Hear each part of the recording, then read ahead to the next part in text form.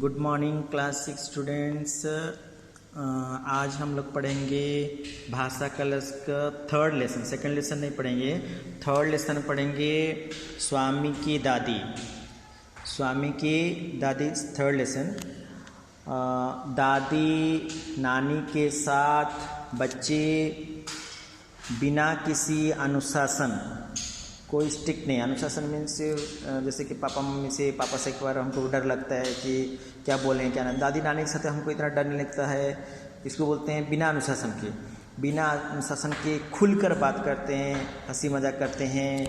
बड़े बूढ़ों को भी बच्चों के साथ बहुत अच्छा भी लगता है। जो वयोवृद्ध हैं उनको बच्चों के साथ बात करना भी बहुत अच्छा लगता है, बहुत प्यार से उन लोग बात करते हैं। बड़े बूढ़ों के साथ बिताया समय सदा के लिए मीठी याद बनकर रह जाता है। हमें याद रह जाता था कि हमारी दादी थी तो ऐसे बोलती थी, हमारे दादा थे तो ऐसे बोलते थे, हमारे साथ इस तरीके से बात करते थे। तो आज इसी से वही दादी को लेकर के हम एक कहानी यहाँ पर पढ़ेंगे। शाम का समय था। स्वामीनाथन, उसका नाम था लड़के का, स्वामीनाथन क्रिकेट खेलकर घर लौट रहा था। ग्रोव स्ट्रीट एक जगह का नाम है, चौराहे का नाम है, ठीक है। ग्रोव स्ट्रीट चौराहे पर उसने अपने मित्र मणि से विदा ली। उसको बोला कि मैं जा रहा हूँ, अब संध्या हो गया, शाम हो गया। अचानक उसे अपनी दादी के साथ घटी शाम की घटना का ध्यान आया। जैसे ही विदा ले रहा था, उसके पहले क्रिकेट खेलने आने के पहले दादी संध्या समय में दादी के साथ जो घटना थी वो घटना का याद आया। क्या हुआ ना,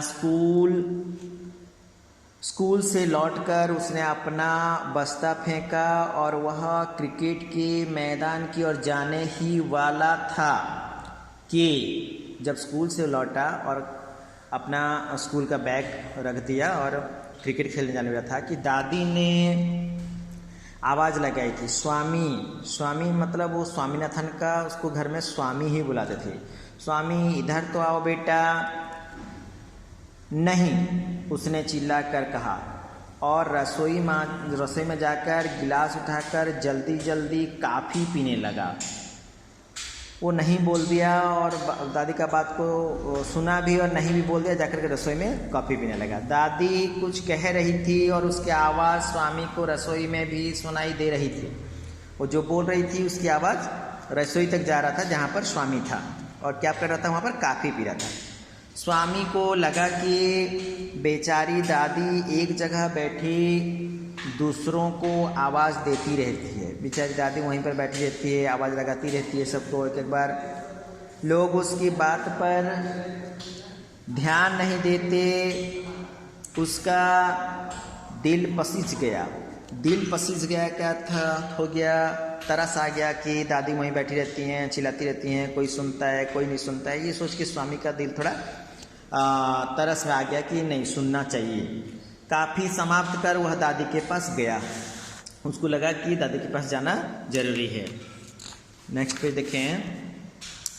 दादी उसे देखकर मुस्कुराई और अपने पास बैठने को कहा। और दादी जब आ गया वो तो अपने पास, दादी के पास, तो दादी खुश हो गई और मुस्कुराए अपने पास बैठने को कहा। स्वामी को यह अच्छा नहीं लगा क्योंकि उसे खेलने जाना है। वह क्रिकेट खेलने जाना चाहता था। वो क्रिकेट खेलने जाना चाहता था। उसने कहा, दादी जल्दी कहो, क्या कहना, जो कहना आप जल्दी के बोल दीजिए, मैं ज़रा जल्दी में हूँ। अच्छा, दादी ने बड़ी चतुराई से स्वामी को लालच देते हुए अपनी बात कही। दादी ने बोले, मैं तुम्हें 6 पाई मीन्स पुराने समय का 1 पैसा मतलब 6 पैसा, सोचो 6 पैसा देती हूँ। इन से 3 तुम्हारे लिए हैं, 3 पैसे तुम्हारे लिए, बाकी 3 पैसे बची हुई 3 से मेरे लिए नींबू ले आना। नींबू लेमन जो है। बस मेरी एक ही शर्त है कि 10 तक गिनती खत्म होने से पहले तुम्हें वापस आना होगा। थोड़ा जल्दी जाके जल्दी आना। मैं गिनती कर रही हूँ 1 2 3 4 10 तक गिनती कर रही हूँ, तुमको पहुँचना पड़ेगा लेके आके। वह जानती थी कि शर्त ना रखने पर स्वामी नींबू लाना भूल ही जाएगा। ये थोड़ा स्वामीनाथन जो है थोड़ा भुलक्कड़ भी है, जब शर्त ना रखूँ तो भूल जाएगा। बिना हाँ या ना कहे बात पूरी होने से पहले स्वामी ने पैसे दादी के हाथ से लिए। समय की पाबंदी मतलब रोक लगाना। पाबंदी की बात सुनकर, जब समय की पाबंदी लगाए कि तुम्हें इतना समय जाना है और इतने समय के अंदर में आना है, ये बात सुनकर वो चिढ़ गया। ऐसे तो उसके पास समय नहीं, फिर समय का पाबंदी लगा रहे। उसने सिक्के दादी को लौटा दिए और कहा, अगर इतनी जल्दी है तो किसी और से मंगा लो या अपने आप जाके ले आओ। ये बात बोल के वो चला गया। दिन डूबने से पहले वो क्रिकेट के मैदान में पहुंच जाना चाहता था, नहीं तो संध्या हो जाएगा तो फिर क्रिकेट खेल नहीं पाएगा। 5:30 बज चुके थे। उसने दादी को घूर कर देखा। उसके चेहरे से लग रहा था मानो वह दादी से कह रहा है कि नींबू तो मेरे खेल से लौटने के बाद ही मिलेगा। वो जो जिस हिसाब से देख रहा था उसे लग रहा था कि दादी समझ जाना चाहिए थी कि ये क्या बोल रहे हैं, क्रिकेट के बाद जाकर के, क्रिकेट खेलने के बाद जाके नींबू में, वरना उसका ख्याल छोड़ दो, नींबू लाने का ख्याल छोड़ दो। दादी ने कहा, मेरे पेट में बड़े जोर का दर्द हो रहा है, जल्दी नींबू लाकर मुझे दे दो, फिर खेलने चले जाना, मना नहीं है। पर स्वामी यह सुनने के लिए वहाँ नहीं था। वह तक कब को खेलने चला गया। इतना बोलते बोलते वो कब खेलने चला भी गया है। अब खेल खत्म हो गया है। सभी को गुड नाइट भी कह दिया है स्वामीनाथन। चौराहे पर मणि से विदा लेने के बाद उसकी अंतरात्मा, मन की आवाज़ जागी। उसे दादी की याद आई। उसे लगा दादी दर्द से तड़प रही होगी। अब वह अपने आप को अपराधी मान रहा था कि मैं एक बड़ा गलत काम कर दिया हूँ। उसे दादी का करुण चेहरा याद आया, कितनी बेचारी है।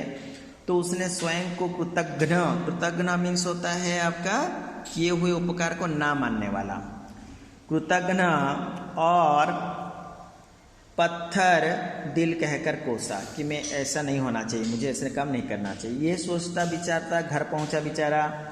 रोज़ की तरह रसोई में जाकर रसोइये को परेशान करने के स्थान पर वह दादी के बिस्तर के पास बैठकर उसे देखता रहा। दादी के कमरे में हाल बत्ती से थोड़ी सी रोशनी आ रही थी, हॉल से, रूम से। अंधेरे में दादी का चेहरा साफ नहीं दिख रहा था, वह शांत लेटी हुई थी। स्वामीनाथन डर गया। उसे लगा शायद दादी पेट दर्द के मारे मर गई है। डरते डरते उसने पूछा, फिर भी पूछ रहा है, दादी तुम्हारा दर्द कैसा है? दादी ने आंखें खोली और बोली, तुम आ गए स्वामी। अच्छा, ये मर गया सोच रहा था, मगर नहीं मरी हैं। और साथ ही साथ उत्तर भी दिए हैं। क्या उत्तर दिए हैं? तुम आ गए स्वामी, खाना खा लिया? खा लूँगा। तुम्हारे पेट का दर्द कैसा है? बेचारा गलती किया, नहीं ला के दिया था नींबू, फिर भी पूछ रहा पेट का दर्द कैसा है। दादी बोले, मैं ठीक हूँ, बिल्कुल ठीक। दादी को नींबू मिला या नहीं, इस बारे में वो बहुत चिंतित था। कैसे पूछेगा, मना करके तो भागा था, पूछेगा कैसे? और जानना भी चाहता था। जब तक दादी ने उसके सवाल का जवाब नहीं दिया, तब तक स्वामी को लगता रहा कि दादी उसे अभी झिड़क देगी, गुस्सा को के बोल देगी, रे नींबू का बात बोलूँगा तो वह कुछ भी कह सकती है, चिल्ला सकती है, डांट सकती है, कसम भी खा सकती है कि आगे उसके साथ कोई संबंध नहीं रखेगी। इसलिए उसको पूछने का साहस नहीं हो पा रहा था। भी कह सकती है कि कुछ ही क्षणों में वह मरने वाले भी है, ये भी बोल सकती है।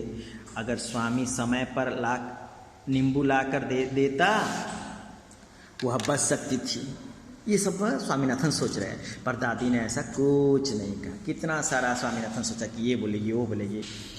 उन्होंने कहा, अच्छा हुआ तुम नींबू लेने नहीं गए। रसोई में तुम्हारी माँ के पास 1 दर्जन नींबू रखे थे। बाप रे, देखिए 3 ठो मंगा रही थी, मगर यहाँ पर 1 दर्जन रखे हुए हैं। दर्जन मीन्स 12 ठो।